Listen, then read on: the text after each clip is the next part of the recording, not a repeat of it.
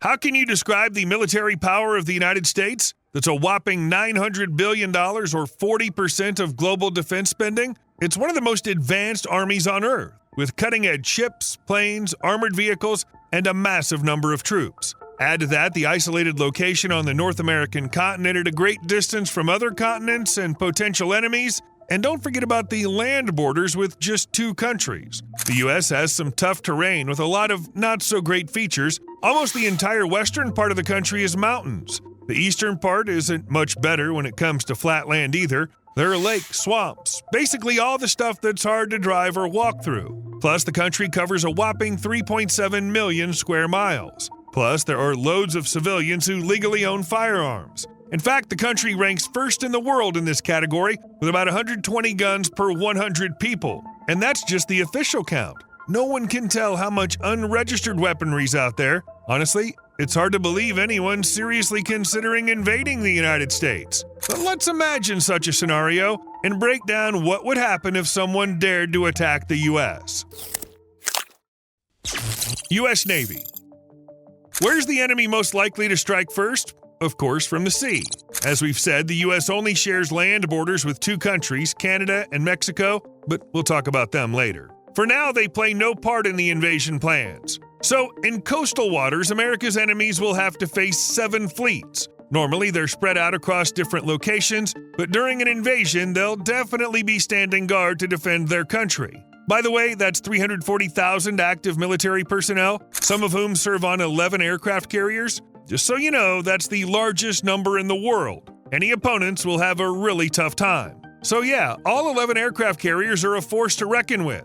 Or in other words, they're like mobile airfields that can bring planes into action while the Air Force is busy elsewhere. Just the USS Gerald R. Ford alone can carry over 75 aircraft, and in total, the U.S. Navy has 970 planes, 632 helicopters, and tons of drones. Besides the massive floating airfields, any enemy closing in on the U.S. shores will face resistance from other ships. 15 Ticonderoga-class cruisers. These are the second most powerful surface combat units in the U.S. Navy, designed to take on missiles, ships, ground targets, basically anything an invading enemy could throw at them. The U.S. Navy also has destroyers, 75 ships that are also very versatile. Among them, there are 73 ships of the Arleigh-Burke class, which are pretty much the same as the Ticonderoga class, but are used for more maneuverable operations. Plus, let's not forget the 2 floating fortresses. These are the Zumwalt-class ships, and their main feature is a very high level of radar stealth against the enemy. So is there anything specifically for coastal waters? After all, for an invasion, the enemy will obviously need to get as close to the shore as possible. Of course, there are warships specifically designed for these tasks, like the Freedom and Independence classes. In general, the fleet will become a really serious problem. Oh, and we almost forgot about submarines. The U.S. has those too, and a lot of them, a total of 67. Among them, there are Ohio-class subs that carry ballistic missiles, as well as fast vessels like the Los Angeles, Seawolf, and Virginia classes. What does it come down to? Getting closer to the U.S. by sea is a big problem. Let's take the East Coast, for example. There are a lot of U.S. Navy facilities there, and there's also the Norfolk base, the largest in the world, by the way. While words alone probably won't scare anyone, having 75 ships, 134 aircraft, and 82,000 service members stationed at the base at the same time will definitely be a problem. What about the West Coast? Well, here the enemy would probably feel more at ease, unless they choose to come ashore through the Washington State area. That's where the 3rd largest U.S. naval base is located, Kitsap. Over 15,000 active service members, tons of ships. Yet another problem. And let's not forget that when landing on the mainland, the enemy will first have to face the U.S. Marine Corps. That's almost 181,000 active duty service members spread across bases all over the U.S. It's not going to be easy, that's for sure. Actually, the task is practically impossible. But let's assume the enemy gave up trying to approach from the sea and decided to come from land instead. Land forces. Well, things will be even more complicated on the mainland. To start with, it's worth mentioning that the number of active duty U.S. military personnel is nearly 1.4 million. Additionally, another 843,000 are in reserve. And all of these military members can be deployed anywhere across the U.S. to protect their country. What about equipment? As we said at the beginning, the U.S. military is one of the most advanced in the world. There are over 2,000 tanks, more than 2,500 infantry fighting vehicles, including various versions of the Bradley and Stryker. They also have nearly 30,000 different light infantry vehicles, around 3,000 self-propelled artillery systems, plus a large number of multiple rocket launchers. In short, an invasion of the continent will definitely not be a walk in the park.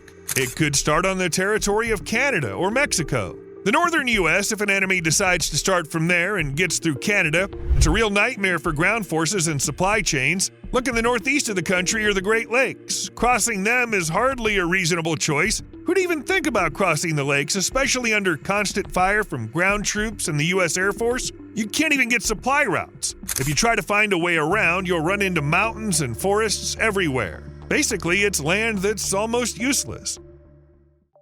U.S. Air Force.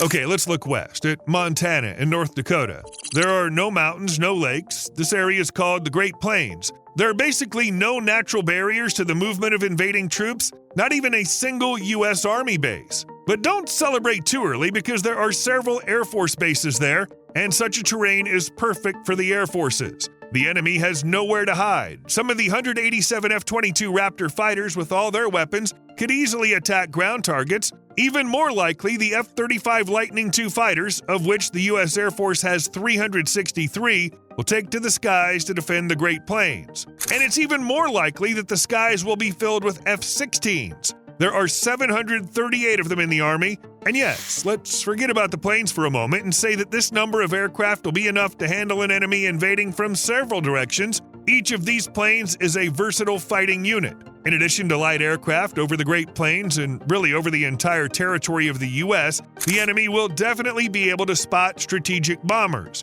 For example, the B-1 Lancer with 62 of them in service, some of the 19 B-2 Spirit units, and the B-52 Stratofortress with 72 in the U.S. Air Force. Of course, the Air Force also has the latest solutions for electronic warfare. For example, the EA-37B, which will clearly be sent only at the most critical moment. As of 2024, there's only one. But there are 7 EC-130 Commando Solo units and just as many EC-130H Compass Call units. In general, the counterattack will be pretty intense. And how can we forget about UAVs? The U.S. Air Force has over 3,000 of them, and they're all kinds. From big ones like those famous stealth planes to smaller ones like the RQ-11 Raven. So the Great Plains will definitely be a hot spot for anyone who thinks this is the easiest place to invade. Northern U.S. What if they actually manage to sneak through Washington state? Let's say the fleet doesn't spot the enemy. Then what? Well, for starters, the terrain's a big problem. Washington's split in half by the Cascade Range, so they probably have to stick to the coastal area near Seattle, and that's going to be a real headache because Washington has over 45,000 troops stationed there, which, by the way, ranks 7th in the entire U.S. And where do they go after that? Oregon? Idaho? If it's Oregon, they'd have to crawl over mountain ranges or keep heading along the coast. But Idaho? Yeah, better not go there. First off, most of the U.S. Army's ground forces would likely be waiting for the enemy there. With its rugged terrain and untouched wilderness, that state's a serious challenge for troop movements, except for American troops, of course, since they know the lay of the land like the back of their hand. Sure, if reinforcements don't show up, there might be issues. There are only about 3,500 active duty personnel stationed there, but the enemy's in for another surprise. There are 40 guns for every 1,000 residents. By the way, Idaho ranks 8th nationwide in this department. Other parts of the USA. Fine, let's forget about the north of the country. How about an attack coming from Mexico? That's where Texas is, as you know. You absolutely must never invade it, no matter what.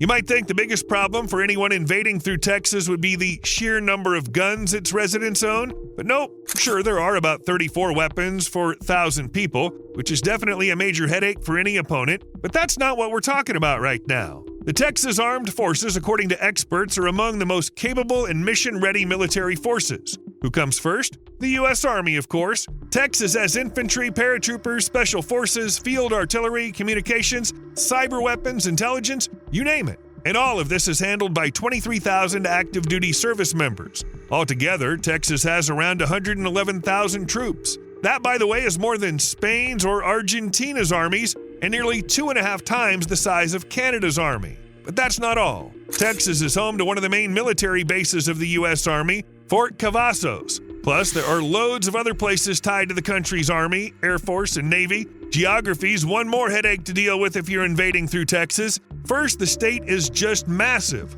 almost 270,000 square miles. Second, that whole area is incredibly diverse. So the enemies would have to deal with rivers, lakes, plains, and mountains. Now let's head over to the California coast. What can you find here? Well, for example, plenty of sunshine that keeps Californians happy, but for the enemy, the experience is anything but enjoyable. Let's start with the fact that invading through California is pretty much pointless.